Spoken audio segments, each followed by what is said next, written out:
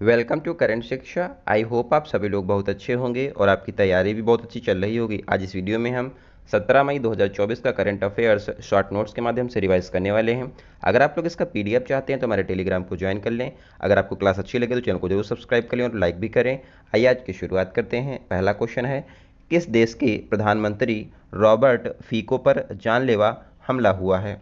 तो रॉबर्ट फीके स्लोवाकिया के प्राइम मिनिस्टर हैं। इन पर जो है पब्लिक प्लेस पर 5 गोलियां चलाई गई हैं और इन्होंने जो है रॉबर्ट फीको जो हैं यूक्रेन को हथियार आपूर्ति इन्होंने बंद करवा दी थी और ये जो हैं रूस के समर्थक हैं। स्लोवाकिया की बात करें तो यहाँ की जो राजधानी है ये हो जाएगी ब्रस्तिलावा और प्रेसिडेंट हैं पीटर पेलेग्री जो हैं यहाँ के स्लोवाकिया के प्रेसिडेंट हैं पीटर पेलेग्री। राजधानी है ब्रातिस्लावा और प्रधानमंत्री हैं रॉबर्ट फीको। इन पर जानलेवा हमला हुआ है। दूसरा क्वेश्चन है, राष्ट्रीय सुरक्षा गार्ड ने किसके साथ संयुक्त आतंकवाद विरोधी अभ्यास तर्कस का आयोजन किया है? तो तर्कस अभ्यास जो है भारत और यूएसए के बीच में हुआ है और ये अभ्यास आतंकवाद विरोधी अभ्यास है जिसको होस्ट कलकत्ता में किया गया है। भारत की ओर से भाग जो है नेशनल सिक्योरिटी गार्ड ने लिया है। सीआईएसएफ जो होता है ये एयरपोर्ट की सुरक्षा पर तैनात होता है। सीआरपीएफ जो है अगर कोई स्टेट में दंगे होते हैं वहाँ पर तैनाती की जाती है और इलेक्शन में भी इनकी तैनाती होती है। बीएसएफ जो फोर्स है इसको तैनात किया जाता है भारत पाक सीमा पर ये तैनात है और भारत और बांग्लादेश के बीच जो सीमा है उस पर भी बीएसएफ तैनात है और ये जितने भी हैं ये अर्धसैनिक बल हैं। और यहाँ पर असम राइफल्स जो है नॉर्थ ईस्ट का प्रहरी इसको कहते हैं और असम राइफल्स भारत और म्यांमार सीमा पर तैनात है और सबसे पुरानी सेंट्रल फोर्स असम राइफल्स है जिसका मुख्यालय शिलोंग में स्थित है। एसएसएफ भारत और नेपाल की बाउंड्री पर तैनात है। एसएसबी जो है भारत और नेपाल बाउंड्री पर तैनात है। आईटीबीपी भारत और चीन के बीच में जो बाउंड्री है वहाँ पर तैनाती इसकी की गई है। एसएसबी यहाँ पर आप लोग ध्यान रखें। और भारत और यूएसए के बीच में वज्र प्रहार और कोप इंडिया अभ्यास का आयोजन किया जाता है। नेक्स्ट क्वेश्चन है, इंटरनेशनल बुक ऑफ ऑनर ने किस देश की सबसे ऊंची सुरंग के रूप में मान्यता दी है? तो इंटरनेशनल बुक ऑफ ऑनर जो कि लंदन की संस्था है इसने देश की सबसे ऊंची सुरंग की मान्यता सेला सुरंग को दिया है। सेला सुरंग अरुणाचल प्रदेश में स्थित है पश्चिमी कामेंग जिले में। और सेला सुरंग का जो निर्माण है प्रोजेक्ट वर्तक के तहत किया गया था। सेला सुरंग का निर्माण बॉर्डर रोड ऑर्गेनाइजेशन के द्वारा किया गया है। 24 मार्च जो यहाँ पर 2024 में जो है मार्च में इसका शुभारंभ प्रधानमंत्री मोदी जी के द्वारा किया गया था जिसकी लंबाई जो है 2.6 किलोमीटर की है और जो ये स्थित है 13,000 फीट की ऊंचाई पर सेला सुरंग स्थित है। तेजपुर तवांग रोड पर यह सुरंग बनाई गई है। बॉमडीला दर्रा और दीफू दर्रा अरुणाचल प्रदेश में स्थित हैं। नेक्स्ट है सिपकीला दर्रा जो है हिमाचल प्रदेश में है। तेजू दर्रा मणिपुर में स्थित है। नाथुला जेलेपला दर्रा सिक्किम में स्थित हैं। नामदाफा मोलिंग पक्के टाइगर रिजर्व अरुणाचल प्रदेश में स्थित हैं। ध्यान रखिएगा। फोर्थ क्वेश्चन है, इंडिया इंटरनेशनल बुलियन एक्सचेंज का क्लियरिंग सदस्य बनने वाला पहला बैंक कौन सा है? तो हाल ही में इंडिया इंटरनेशनल बुलियन एक्सचेंज का आयोजन जो है गांधीनगर गुजरात में किया गया है। इसे जो है गिफ्ट सिटी भी कहा जाता है। बुलियन का मतलब है यहाँ पर नगद और सोने के आयात को आसान करने के लिए यहाँ पर इंडिया इंटरनेशनल बुलियन एक्सचेंज की स्थापना की गई है। इसमें शामिल होने वाली पहली बैंक एसबीआई यानी कि स्टेट बैंक ऑफ इंडिया बनी है। ध्यान रखिए। Bengal bank, bank of Bombay और बैंक ऑफ मद्रास, इन 3 बैंक को जो है 1921 में मिलाया गया था और इंपीरियल बैंक की स्थापना हुई। उसके बाद 1955 में इसी इंपीरियल बैंक को एसबीआई का रूप दे दिया गया और वर्तमान में एसबीआई के हेड दिनेश खारा हैं। ध्यान रखिए। एचडीएफसी बैंक जो है पहला बैंक बना है जिसने लक्षद्वीप में प्राइवेट ब्रांच अपनी खोली है। बॉब ऐप पर जो है बैन आरबीआई ने हटा दिया और ये बैंक ऑफ बड़ौदा का ऐप था। नेक्स्ट क्वेश्चन है, टाटा कंसल्टेंसी सर्विसेज ने अपनी तरह का पहला मानव केंद्रित एआई उत्कृष्टता केंद्र कहाँ स्थापित करने की घोषणा की है? तो हाल ही में टाटा कंसल्टेंसी सर्विसेज जो है इसने पेरिस में यहाँ पर AI उत्कृष्टता केंद्र को स्थापित करने की घोषणा की है। फ्रांस के जो राष्ट्रपति हैं इमैनुअल मैक्रोन, इनकी उपस्थिति में इसको स्थापित किया गया है। UNEP की स्थापना, यूनाइटेड नेशन एनवायरनमेंट प्रोग्राम की स्थापना 5 जून 1972 को होती है। इसका मुख्यालय नैरोबी में है, इसीलिए जो है 5 जून को पर्यावरण दिवस मनाया जाता है, ध्यान रखेंगे। नेक्स्ट है कुछ इंपॉर्टेंट AI से संबंधित पॉइंट हैं, इनको देखते हैं। पहला यहाँ पर AI का पहला टीचर यानी कि आर्टिफिशियल इंटेलिजेंस का पहला टीचर आइरिस है। AI से संबंधित पहला न्यूज़ एंकर लीसा है। आर्टिफिशियल इंटेलिजेंस के पहले राजदूत विक्टोरिया शी हैं।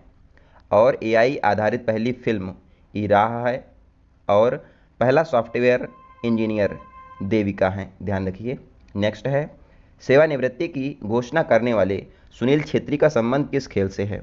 तो हाल ही में सुनील छेत्री ने संन्यास लेने की घोषणा कर दी है और ये संन्यास लेंगे 6 जून भारत और कुवैत के बीच होने वाले मैच के बीच में ये अपना संन्यास ले लेंगे। साल्ट लेक स्टेडियम में ये मैच होगा कलकत्ता में, इसके बाद जो है ये संन्यास ले लेंगे। ये इनका भारत और कुवैत के बीच जो मैच होने वाला है ये आखिरी मैच है, इनका लास्ट मैच होगा और ये संन्यास ले लेंगे। भारत के लिए इन्होंने 150 मैच खेलने वाले एकमात्र फुटबॉलर हैं और इन्होंने जो है 150वां मैच अफगानिस्तान के खिलाफ खेला था। विश्व में सर्वाधिक गोल करने के मामले में तीसरे खिलाड़ी हैं, पहले रोनाल्डो हैं, दूसरे नंबर पर मेसी, उसके बाद सुनील छेत्री का नंबर आता है। जेम्स एंडरसन UK यानी कि इंग्लैंड के प्लेयर हैं और इन्होंने 700 विकेट लेने वाले पहले फास्ट बॉलर बने हैं, ध्यान रखिए। विनर्स माइंडसेट शेन वाटसन की ऑटोबायोग्राफी है। सुल्तान अजलान शाह काफ़ी हॉकी कप जीता है जापान ने और हारा है पाकिस्तान। थॉमस कप और उबेर कप चाइना ने जीता है इंडोनेशिया को हराकर। FIFA world cup 2026 Canada, USA, Mexico में संयुक्त रूप से आयोजित किया जाएगा। नेक्स्ट क्वेश्चन है राष्ट्रीय डेंगू दिवस 2024 कब मनाया गया है? तो 16 मई को राष्ट्रीय डेंगू दिवस मनाया गया है। डेंगू की बात करें तो डेंगू जो है वायरस जनित रोग है, इसका वाहक एडीज एजिप्टाई होता है, मच्छर है। ब्लड क्लॉटिंग इसमें नहीं होती है। वैक्सीन जो है इसके लिए डेंगू के लिए बनाई गई है, डेंग वैक्सिया, ध्यान रखिए। और डेंगू जो है इसकी राष्ट्रीय डेंगू दिवस की थीम डेंगू की रोकथाम रखी गई है। इसके अलावा 16 मई को अंतर्राष्ट्रीय प्रकाश दिवस भी मनाया गया है। प्रकाश जो है विद्युत चुंबकीय तरंग होता है और ये जो है अनुप्रस्थ तरंगे होती हैं, निर्वात में ये गति करती हैं। प्रकाश जो है निर्वात में चल सकता है और ये जो है इलेक्ट्रोमैग्नेटिक वेव्स होती हैं। सर्वाधिक स्पीड इनकी निर्वात यानी कि वैक्यूम में 3 × 10⁸ मीटर पर सेकेंड होती है, ध्यान रखिए। ध्वनि की स्पीड जो है मैक्सिमम सॉलिड में होती है, उसके बाद लिक्विड में और लास्ट में गैस में। वैक्यूम में ध्वनि की स्पीड 0 होती है क्योंकि ध्वनि को चलने के लिए मीडियम की आवश्यकता होती है। वैक्यूम में कोई भी मीडियम नहीं होता, इसलिए ध्वनि की स्पीड वैक्यूम में 0 होती है। नेक्स्ट है कुछ यहाँ पर वायरस जनित जो हैं रोग दिए गए हैं, उनको हम लोग अभी देखेंगे। सजीव व निर्जीव के बीच की योजक कड़ी वायरस को कहा जाता है। वायरस से होने वाले रोग हैं रचना हमें पानी दो जरा, यानी कि रेबीज, सी से चिकन पॉक्स और स्मॉल पॉक्स, हम से हो जाएगा हेपेटाइटिस, ई से एम से मीजल्स और ई से इंसेफ्लाइटिस, पी से पोलियो, 2 से डेंगू और जे से जीका। तो ये होते हैं वायरस से होने वाले रोग। रचना हमें पानी दो जरा। सजीव और निर्जीव के बीच की योजक कड़ी वायरस होता है, जबकि पादप और जंतु की योजक कड़ी युगलीना होता है, ध्यान रखिए। नेक्स्ट क्वेश्चन है भारत की सबसे बड़ी कौशल प्रतियोगिता इंडिया स्किल्स 2024 कहाँ प्रारंभ हुई है? तो हाल ही में इंडिया स्किल्स जो कि भारत की सबसे बड़ी स्किल कंपटीशन है, इसका शुभारंभ कौशल विकास मंत्रालय के द्वारा किया गया है। कहाँ पर? इसका आयोजन न्यू दिल्ली में यशोभूमि कन्वेंशन सेंटर में किया जा रहा है। यहाँ पर फोकस स्टेट हैं कर्नाटक, हरियाणा, उत्तर प्रदेश, गुजरात। नेक्स्ट है G20 जो समिट भारत में 2023 में हुआ था, इसका आयोजन भारत मंडपम में किया गया था। P20 यानी कि पार्लियामेंट 20 G20 के अंतर्गत ही इसका आयोजन यशोभूमि में किया गया था। कन्वेंशन सेंटर दोनों नई दिल्ली में स्थित हैं। यूनेस्को की 46वीं बैठक दिल्ली भारत में आयोजित की जाएगी। IOC की बैठक जो है मुंबई में आयोजित की गई थी। इंटरनेशनल ओलंपिक कमेटी की बैठक मुंबई में आयोजित की गई है। नेक्स्ट है नीरज चोपड़ा ने फेडरेशन कप में कौन सा पदक जीता है? तो हाल ही में नीरज चोपड़ा ने फेडरेशन कप में गोल्ड मेडल जीता है और उन्होंने अपना भाला जो है 82.27 मीटर फेंका था। नीरज चोपड़ा भारत के लिए टोक्यो ओलंपिक में गोल्ड मेडल जीते थे। इन्होंने जो है 87.58 मीटर भाला फेंका था और 7 अगस्त को जो है भाला फेंक दिवस इसी के अवसर पर मनाया जाता है। दुबई पुलिस मास्टर्स के विजेता प्रणव बने हैं। बैडमिंटन में जो है फ्रेंच ओपन सात्विक और चिराग की जोड़ी ने जीता है। ऑस्ट्रेलियन ओपन रोहन बोपन्ना ने जीता है। WPL का दूसरा संस्करण RCB यानी कि रॉयल चैलेंजर बेंगलोर ने जीता था, जिसकी कप्तान स्मृति मंदाना थी। नेक्स्ट है दिवंगत गुजरात की पूर्व राज्यपाल कमला बेनीवाल का जन्म कहाँ हुआ था? तो कमला बेनीवाल इनका जन्म झुंझुनू राजस्थान में हुआ था और ये 3 राज्यों की राज्यपाल रह चुकी हैं, त्रिपुरा, गुजरात, मिजोरम, और ये जो हैं राजस्थान की उप मुख्यमंत्री भी रह चुकी हैं। इनका जो है हाल ही में निधन हो गया था। एलिस मुनरो कनाडा के हैं, इनका भी निधन हुआ है और इनको जो है साहित्य का नोबेल पुरस्कार मिल चुका है। भारत की पहली महिला राज्यपाल सरोजिनी नायडू थीं। द्रौपदी मुर्मू जो हैं राज्यपाल रही थीं, कहाँ की? झारखंड की। अब ये जो हैं भारत की राष्ट्रपति हैं।